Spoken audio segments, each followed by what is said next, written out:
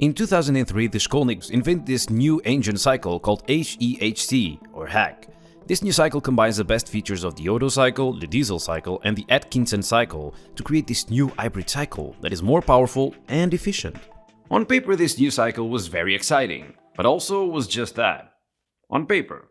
What the brothers needed was to build a physical engine capable of executing said cycle. So, they did.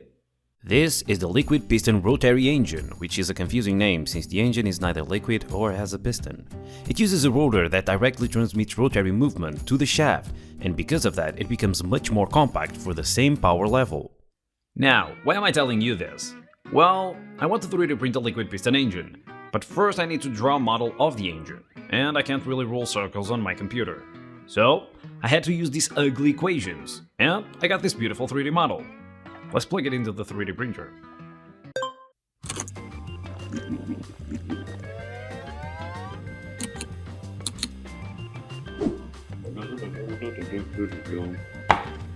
Oh, that was easy.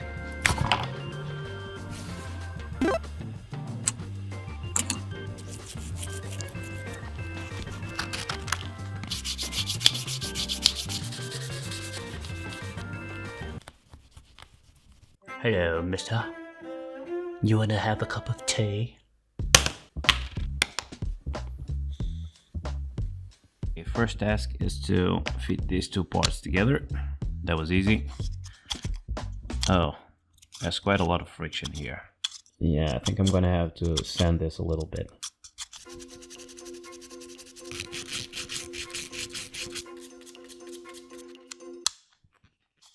Oh, it's definitely better, but there's still a little friction there. I think I know of a way to get rid of it. So, to get rid of the friction, I'm gonna use powdered graphite. A lot of people don't know this, but powdered graphite is actually a great lubricant. So if I smear it all around the casing and the rotor, I might just get rid of the friction and have the smoothest of the engines. Hello. Bit of paper. Jesus, that's too much. Now I use my finger to smear it. So that's much better. Let's give it a test with compressed air, just to see if something happens.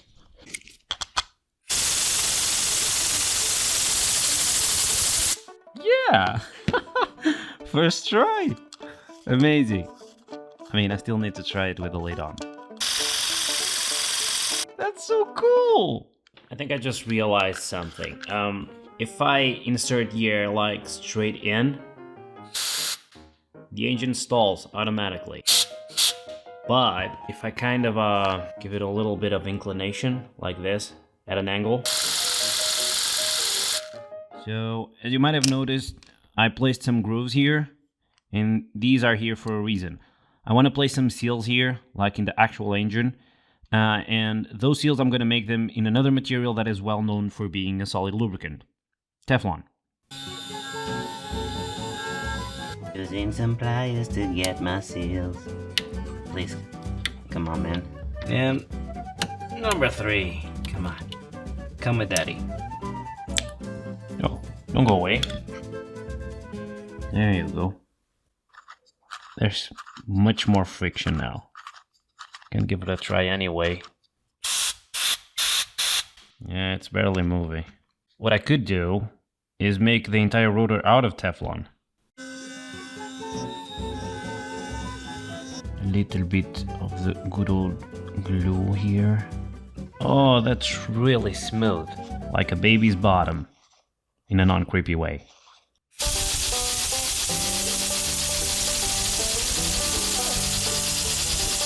Because the rotor is heavier, it's not going as fast, but maybe it has more strength. So, the engine is working pretty well, but it's also pretty inefficient. I mean, I still need to do the modifications that I talked about, like putting the inlet at an angle and making some exhaust ports so the air can escape when it's actually pushing the rotor the other way. But I also have another idea. I want to find a way to burst air into the engine only when it's necessary, an exact timing in which it needs to push the rotor. And to do that, I think I'm going to need a valve. So as you can see, the rotor is acting as a cam system in which it pushes the pen, releases the air, gives a little bit of a burst, then it disconnects again, and it waits for the rotor to come back again instead of pushing the rotor in the wrong direction, right? We eliminate that problem with this. I mean, if the valve works, of course. Let's give it a test. Oh, Jesus, that's a lot of resistance. So my mechanical valve didn't really work. I need to fix that problem. But before I do that, I'm going to print a new casing with the exhaust ports and the angled inlet. Success. Now, for my solution for the valve. So, the problem with my... It's all good, it didn't break. Okay, get back in place. So, the problem with my mechanical valve is that it's increasing the friction in the system, and also, as I increase the pressure, it becomes increasingly hard to push this pin. Not good. So what I need is a valve that doesn't contact with the rotor or increase the friction in the overall engine. So what I'm going to use is an electro valve. Not really powerful, is it? For 8 bars, it should do more.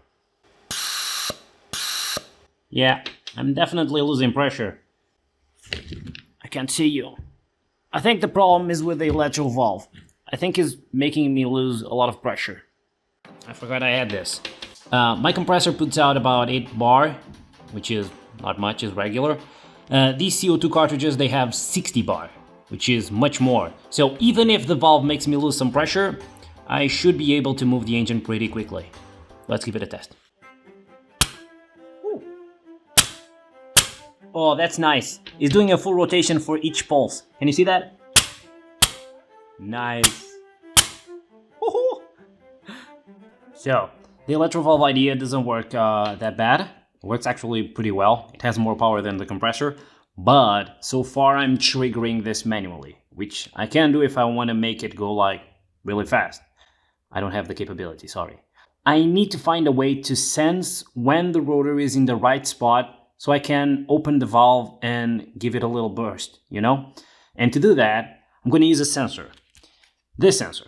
So essentially this is an electromagnetic sensor, which basically means it can sense magnets. What this sensor is basically is a switch, a faucet, and by default is closed. But if I get a magnet close to it, it opens. That's exactly what I need. Every single time the magnet gets close to this, it's gonna open the electro valve. So every time these magnets pass by this place, you can hear the valve opening. Do you hear it? 3, 2, 1. Oh, wait. I think I need to adjust the position of the sensor. Woo!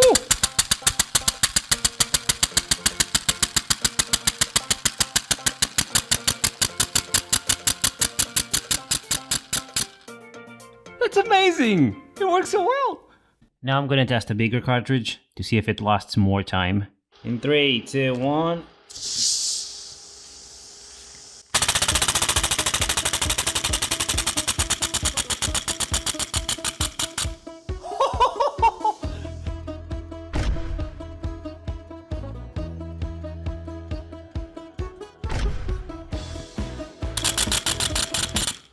Yeah, it is. Oh, that's so cool. The engine is actually running pretty well, but I was just here thinking, the engine has 3 chambers, but I'm only using one of them. What if I plugged inlets into all of them?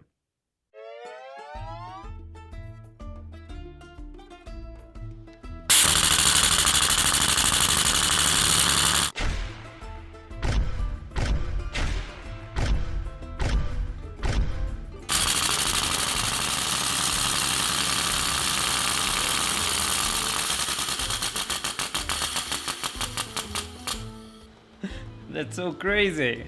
It's amazing. It is amazing, but I think I can do better. I would love to see this engine powering a car or a plane or something like that, but before I do that, I need to improve it, and for that, I'm asking for your help. Please leave your suggestions to improve the engine in the comment section down below. To test your own upgrades on my design, it would help if you have a 3D printer. But if you don't, well, I can help with that. On my last video I gave away a 3D printer to the most liked comment suggesting a theme for a future video.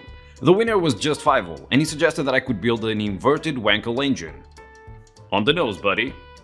If you also want to win a 3D printer, all you need to do is subscribe to the channel, leave a like on this video, and post a comment suggesting a theme for a future video. The most liked comment will receive a brand new 3D printer. Well, this is everything for today. Thank you so much for watching, and remember, tomatoes are disgusting. See ya!